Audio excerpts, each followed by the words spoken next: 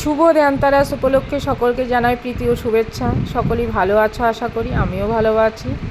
সকলেই মন দিয়ে কেনাকাটি করছো, আমিও টুকটাক কেনাকাটি করেছি, সেটা পরে অবশ্যই তোমাদের সঙ্গে শেয়ার করব। চলো আজ রান্না কী করা যায় সেটাই তোমাদের সঙ্গে শেয়ার করি। আর বিরিয়ানি তৈরি করার জন্য একটা স্পেশাল চিকেন কষা লাগে, আর এই চিকেন কষাটা কিভাবে তৈরি করছি সেটাই চলো দেখা যাক। ভালোভাবেই দেখতে পাচ্ছ আমরা সমস্ত মশলাগুলি যা যা পেস্ট করে রেখেছিলাম, আদা রসুন বাটা, পেঁয়াজ বাটা, টমেটো বাটা, সমস্ত কিছু দিয়ে জিরে গুঁড়ো লঙ্কা গুঁড়ো দিয়ে ভালোভাবে কষিয়ে নিয়েছি। তারপর সিদ্ধ করা চিকেনগুলিও দিয়ে দিলাম। তারপরে এই যে এইটা হচ্ছে কি বলো তো, এটা হয়েছে বিরিয়ানির সঙ্গে যে চিকেনটা খাওয়া হবে সেই চিকেনটা তৈরি হয়ে গেল, সেটাও তোমাদের সঙ্গে শেয়ার করলাম।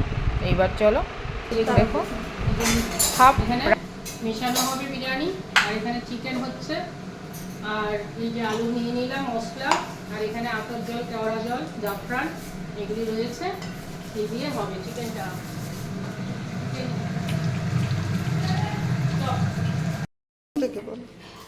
চলো এবার মেশানো যাক, কিভাবে মেশাই। 80% রাইসটা তো তৈরি হয়েই গেল।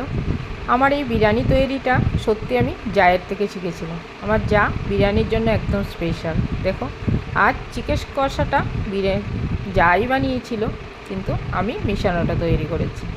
চলো এবার কি করে মিশাচ্ছি সেটাও দেখে নাও। যে আতর জল করে রেখেছিলাম সেটা একটু দিয়ে দিলাম, তারপরে দিয়ে দেবো আলুগুলি ভেজে রাখা আছে আগে থেকেই সিদ্ধ করে।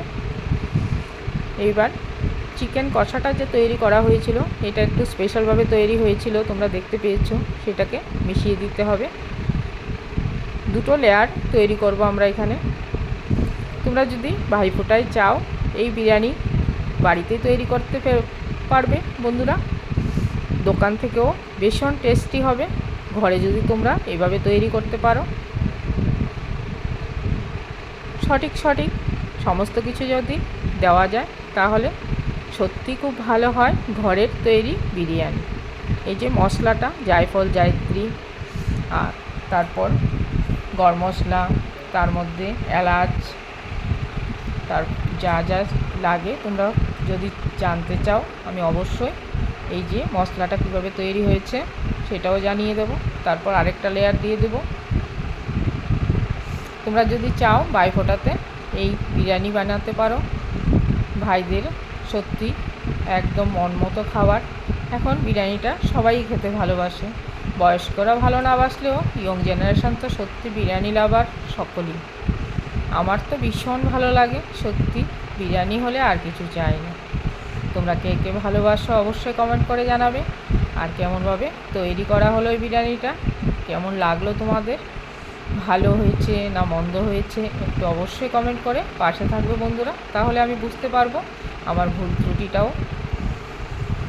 এই চিকেন কষাটা আমি বানাইনি, যদিও তোমরা দেখতে পেয়েছো আমার যা তৈরি করেছে, আমি মিক্সিংটা করছি।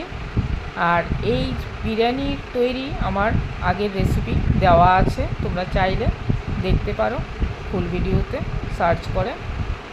এই দেখো বেরেস্তাটাও দিয়ে দিলাম, খুব সুন্দর একটা ফ্লেভার বেরিয়েছে বন্ধুরা। তারপর উপরে আরেকটু রাইস ছড়িয়ে দেব। তোমরা চাইলে এর মধ্যে এগও দিতে পারো, আমি এর মধ্যে আর একটা আলাদা করে দিলাম না, একটা আলাদা করেও সিদ্ধ করে রেখে দেওয়া যায়। আবারও আরেকটু বেরেস্তা ছড়িয়ে দিলাম। তোমাদের যদি ভালো লাগে ভিডিওটা লাইক শেয়ার সাবস্ক্রাইব করে অবশ্যই পাশে থেকো বন্ধুরা। এবার এটাকে 10 মিনিটের জন্য ভাপে দিয়ে দেবো, তারপরেই আমার তৈরি সার্ভও করে নিচ্ছি। দেখো বন্ধুরা কতটা সুন্দর হয়েছে, ভীষণই টেস্টি হয়েছিল খেতে, সঙ্গে তো স্যালাড অবশ্যই থাকবে। আর এই যে সকলেই বসে পড়েছে, আমিও দাঁড়িয়ে পড়লাম। ধন্যবাদ।